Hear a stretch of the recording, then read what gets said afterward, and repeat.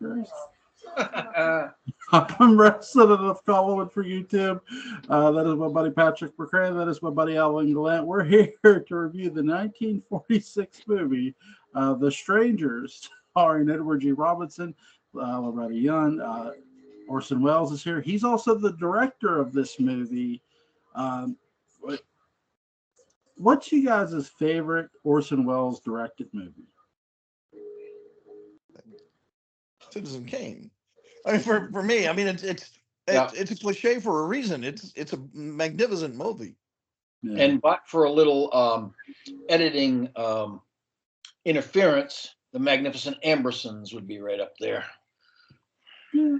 And it is. Well, he had a habit of getting his movies messed with in editing. I mean, because then that happened during It's All True. Yeah. Or no, wait. No, It's All True is the movie he was off shooting. MGM or RKO sent him away to do It's All True so they can mess with the ending of Magnificent Ambersons. Yes. Yeah. So that he wouldn't be breathing down anybody's neck, which is the real reason, of course, that he was became persona non grata. Not totally, but mostly. I mean, sometimes production organizations are so dead set against entertainment and creativity that you have to go out of your way to get your way. Yes, and that's a way that you should have been getting the whole time. Right. Well, I think too that the studio executives were opposed to quality and artistry if it interfered with their control in any way. Control was a big deal with the studio system, especially in those years. Yeah. What did you guys think of the cinematography of this movie, Alan? It is noir to a T, to a fault almost. It is very dark. It is very shadowy. It is noir personified. It's well done. I mean, the kind of lenses and apertures that they were, manipulating and playing around with is pretty amazing, actually. What they got accomplished with that kind of, contrast and shadow and still managing to get a depth of field out of a camera, with that kind of shot. Amazing stuff. Love it. I always loved the look of noir, even if I didn't like all of the noir movies. Yeah, yeah. Patrick, what did you think of the cinematography in this movie? It's surprisingly understated, given it's Orson Welles. Yeah. I mean, and that's the only qualification, because it could have been much wackier. It all could have been shot in the first person, or something crazy like that. So it is noir, but it's very disciplined. Yeah. It's noir that actually aids the story and doesn't deviate from it and enhances it. And it does it, like you say, there's a subtlety about it. It's the music sometimes gets a little melodramatic, but that's noir too. But they deliver on everything. All the promise in the movie gets delivered. I mean, when you see that clock, the big clock tower, something terrible is going to happen. I mean, there's a book called These Old Clocks or something like that. Is under Eddie Robinson's hand. And because Orson was not one to tease with something like a clock. He was not a clock tease. No, he was not a clock tease. He delivered with his clock. Yes, right on time. Yes, he did. Yes, he did. Loretta Young, very, very experienced actress here. Three very experienced actors, two experienced actors, and an experienced actress. The chemistry between Welles and Young is beautifully done. Obviously, I'm going to comment Edward G. Robinson. What did you guys think of Loretta Young here? Well, she's a gorgeous woman, obviously. Hollywood star in the classic sense. She's a pretty good actress when given the right material. And I think this is right up her alley in terms of again, I hate to use this word, but it's true, in the classic sense, melodrama. And I don't mean it in the cheesy sense. I mean, in the classic 19th century sense, which is,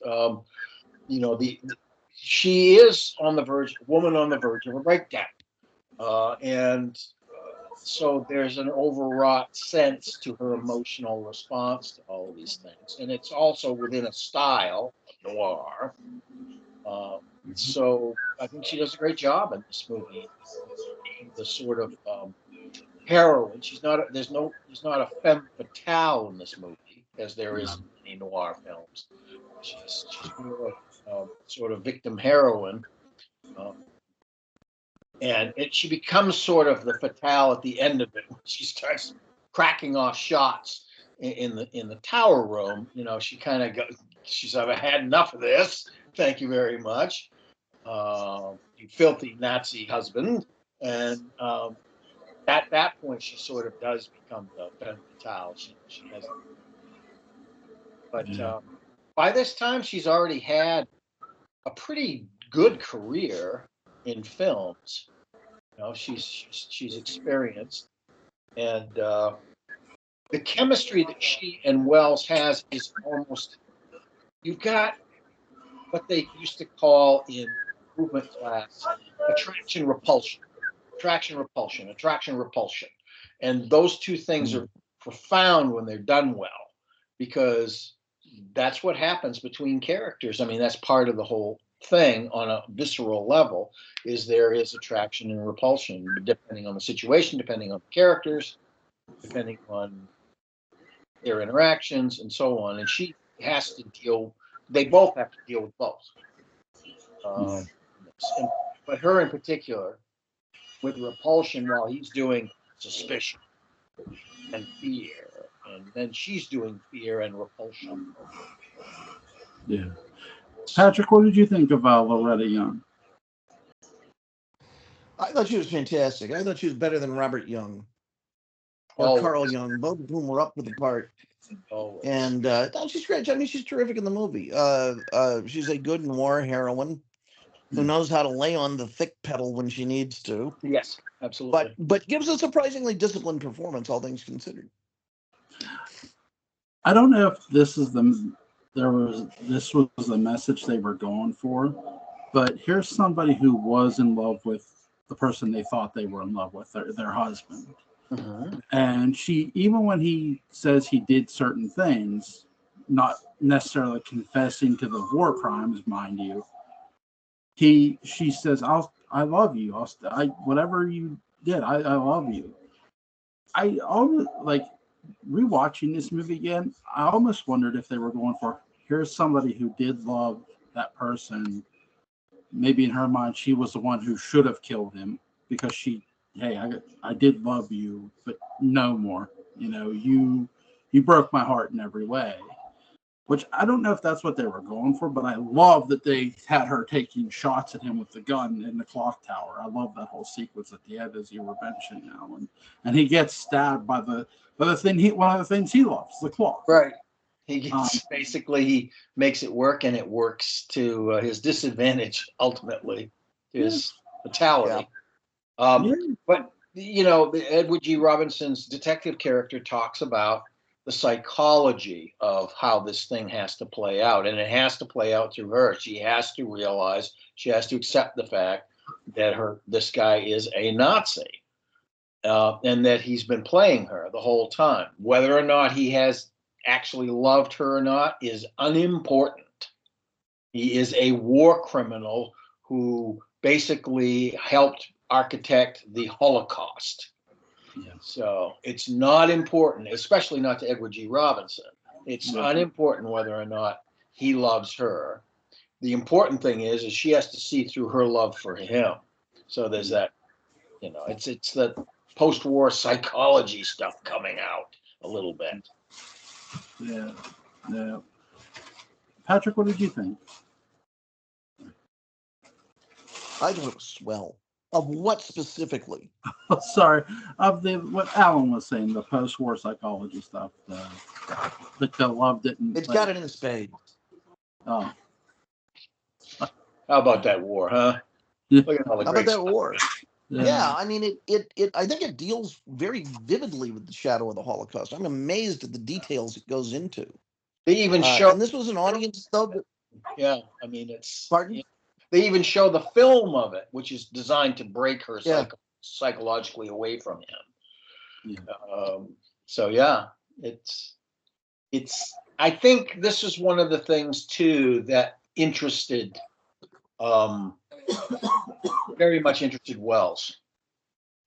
The war and the post-war and effects of it and all of that sort of thing. He actually had met Hitler at one point, I think, before the war, and so it said he was boring as hell. It was at Macy's Christmas Eve. It was Macy's Christmas Eve, 1936. That's right. He was disguised as blue. Both reached for the same. Yeah. But he was surprised at how, because of his obviously his when he was giving speeches, how charismatic he could supposedly be, and he was obviously. That he was not that way in real life at all. He was kind of retiring and not a big nothing, you know. Who, Orson? No, Hitler. Hitler. Orson. Okay. Yeah. Yeah.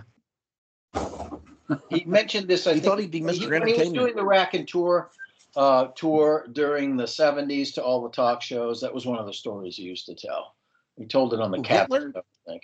Yeah, the Hitler story, how he met. Hitler? Okay, good. Hitler. No, I mean, Hitler was telling those stories in the 70s on talk shows. Through Orson, of course. Yeah. So they had a Ouija board. Pronoun hell.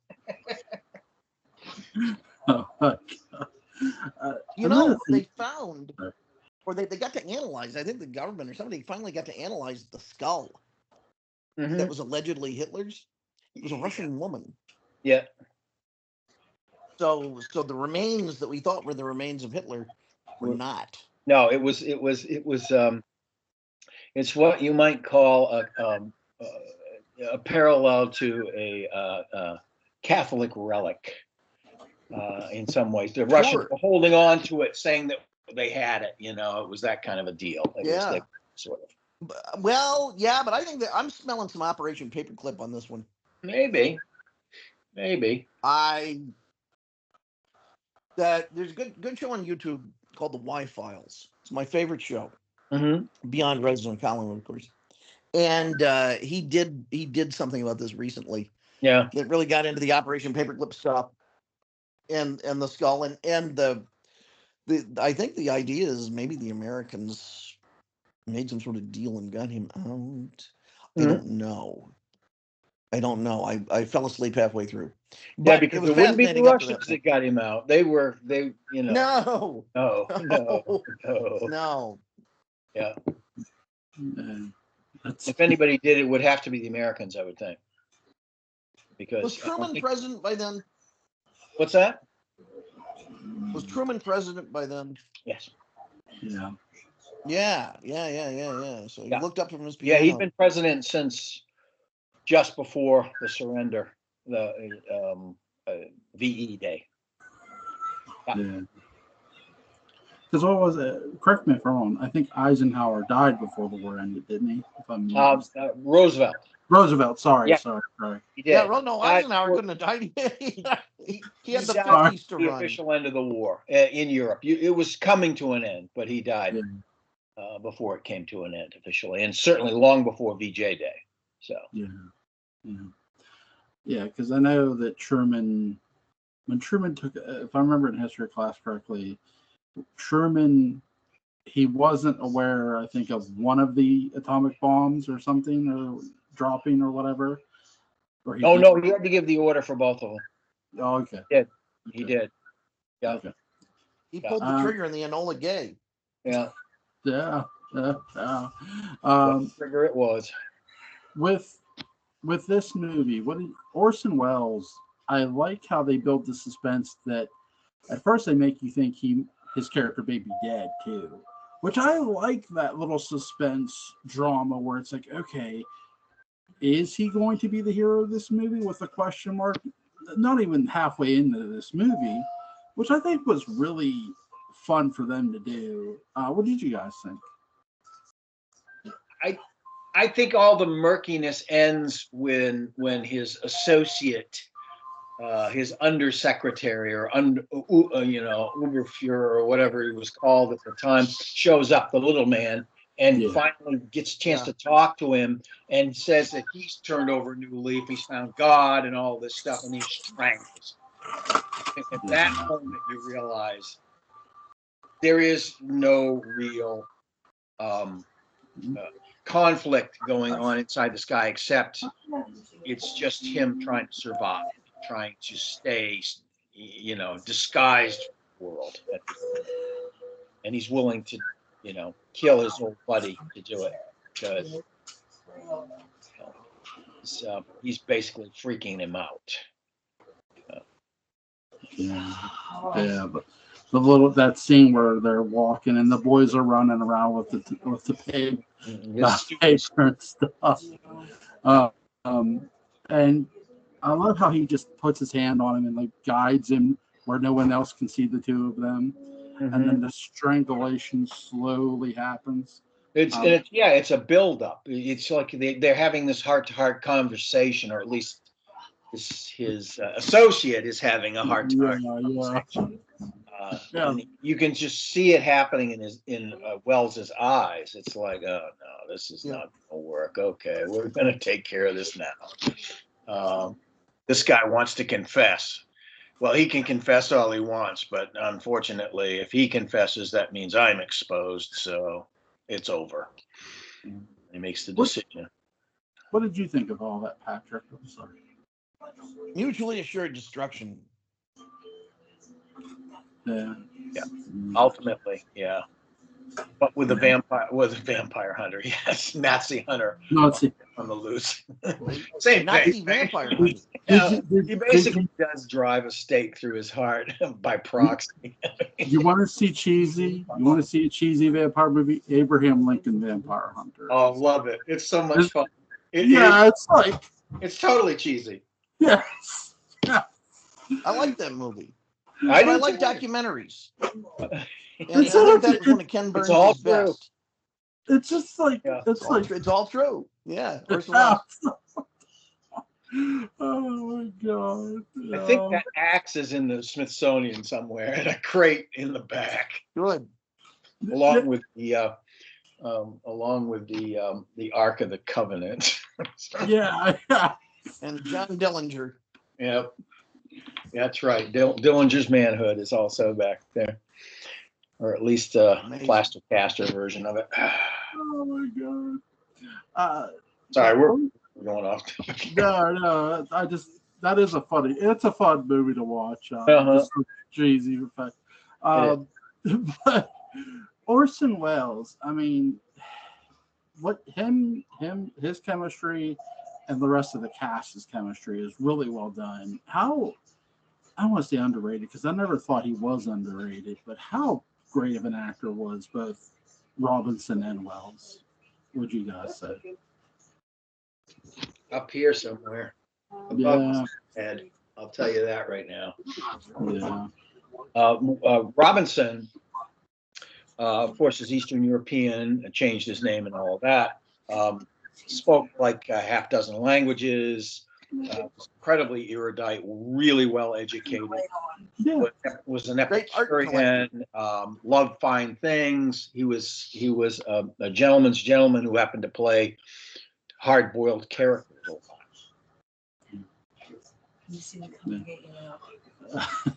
Patrick, what do you, Edward G. Robinson? I love Eddie Robinson. Yeah. Great.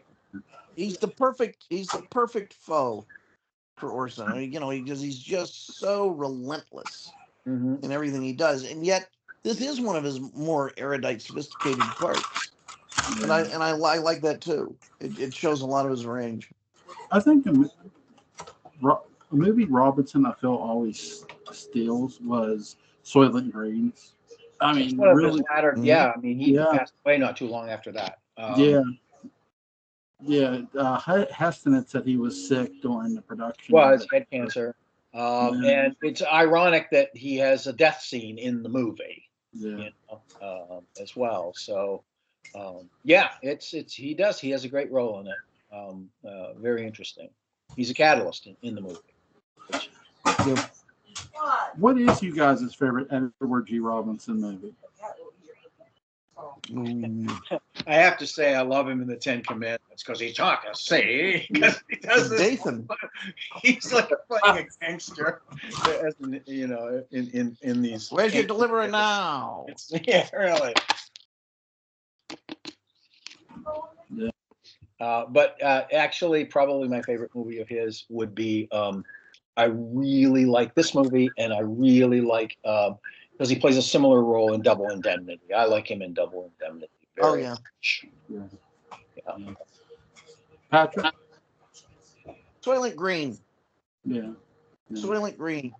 He came back out of retirement to do that, and he's really he's so tender. His relationship with Charlton Heston, I think, is so beautiful. It is. He's sort of he's a catalyst mentor, kind of. There's a lot of stuff going on there. Probably dually in real life as well, and he takes the movie for the money, but he commits to it. He doesn't just phone in a performance. He needed the money at the time. He was dying, and he wanted to make sure that everything, his affairs were in order. So yeah. Great. That's absolutely. And Little Caesar's a brilliant performance too. I mean, he got stuck in those kind of roles because it was so darn good. For a little while, he got stuck in those roles, although he never sort of played them the same, even when he was cast in roles. He always found some facet that he could play differently. Which I always appreciated, and I didn't know him from Adam until I was probably in my 20s. It's really too to see how different too he played gangster roles. Oh yeah, my favorite Robinson performance is Key Largo. I loved him opposite Humphrey Bogart. Really. Overall, all the performances in that movie are great. I love that, the tension, and it's sort of like he's the roles of kind of, it's like somebody turned the tables on Bogart, and now he has to deal with a sort of a Duke Mantee type character because he played. That's how he became a star. Was that Bette Davis had him in her cast of Petrified Forest on Broadway, and she said, "If I do it, he does it."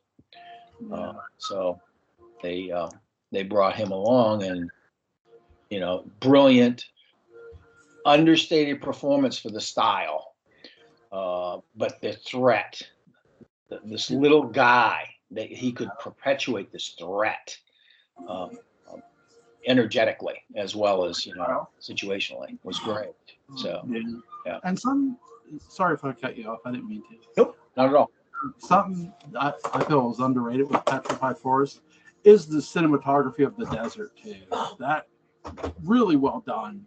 I mean, the whole movie is fun to watch too. And you're right, Duke Mantee, Humphrey Bogart is just he's a menace to that movie. He's fun to watch. Yeah, he's very, very much so. I mean, he steals every scene he's in practically. So yeah, a lot of fun that movie is. What's some of you guys' favorite scenes from this movie, The Stranger? Oh, I mean, the climax. Yeah. And all the stuff in the clock. I can't take my eyes off it. Yeah. Yeah. Everything, the build up and the climax is just it's beautiful. It's really well done. This is Wells at his best. Because I'm sure he also had a hand in the editing, as much as they would allow him to. So yeah. I really love it's simple, but I really love this scene between Robinson and the girl's Loretta Young's character's her brother, when they're going fishing. Richard Long. Yeah. And it's just so simplistic how he's telling him, he goes, "You don't like your brother-in-law, do you?" And he's planting that seed, but not in a way that you dislike. It's a way you understand, like, hey, this guy's out. He wants to be sure he's got the right person because he doesn't know what this guy looks like, really. Mm-hmm. I think that's one of the most underrated things about this movie, that nobody knows what Orson Welles' character actually looked like during that time. Very great plot in the movie for that, because it fits the title to The Stranger. It's, you have, nobody knows who this guy really is, and you have Robinson's character trying to find out, well, who is he really? Are you, which is, the detective actually has to rely on circumstances, because at first he calls up on the phone and he says, okay, this guy is above suspicion. And then he thinks about it for a minute and he says, wait a minute. He just said that Marx wasn't a German, he was a Jew. Now, only a Nazi would say something like that. Yeah. And he calls his contact in Washington back and says, I'm sticking around. And that's circumstance. That's him using his instinct and his knowledge of the type of person he's hunting.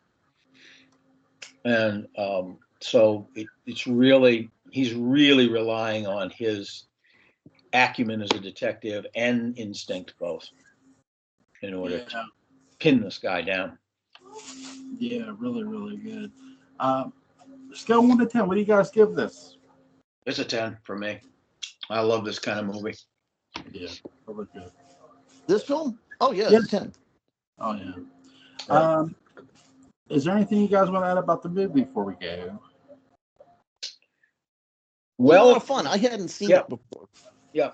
Wells was afforded, I think, a bit more freedom at this point because he was an actor in the picture as well. And he was known as a fine actor by this time, by a wider audience. Mm-hmm. But in many cases, his budget or whatever would be hamstrung because he was a guy that would tell the studio executives they were wrong and it needs to be done this way, which was the source of a lot of his problems throughout his career. But as a major defender of Wells, I know Wells' personality could be that way anyway, and that it could be a personal flaw of his, but in service to his art, I think it was the right thing to do. Absolutely. Yeah. Is there anything you guys want to do tomorrow night, or? I'm going to skip tomorrow night. New Year's Day. Yeah. I'm going to kind of just spend the whole day doing whatever with my folks here. Day after. Well, Joel, I'm up for something. What would you like to do? Whatever you want to do. I'm good with anything. So.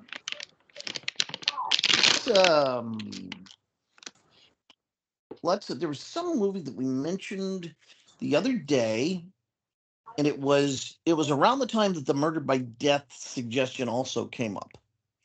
I'm trying to think of what this other movie was, but it was a good one. We said, "Oh, you really like that?" That's and I can't recall what it was now. Was it another spoof, or was it? It might have been. It was something from the 70s, I think. The Cheap Detective, and the other one of those. Yeah, it wasn't. We didn't talk about that. That was not the one that was mentioned. I'm trying to think of what it was. A good movie for New Year's Day. Oh, well, there's always the Poseidon Adventure. Yeah. Which I think is a New Year's oriented movie. It is. They're celebrating. Yeah. When the thing. What about the Poseidon Adventure? I love the original Poseidon Adventure. My God. Saw that. That's what we're talking about. Yeah, original. You have to kind of make that distinction because they did the remake Poseidon a few years ago. Why? That movie doesn't exist. Russell wanted to do it. I don't know.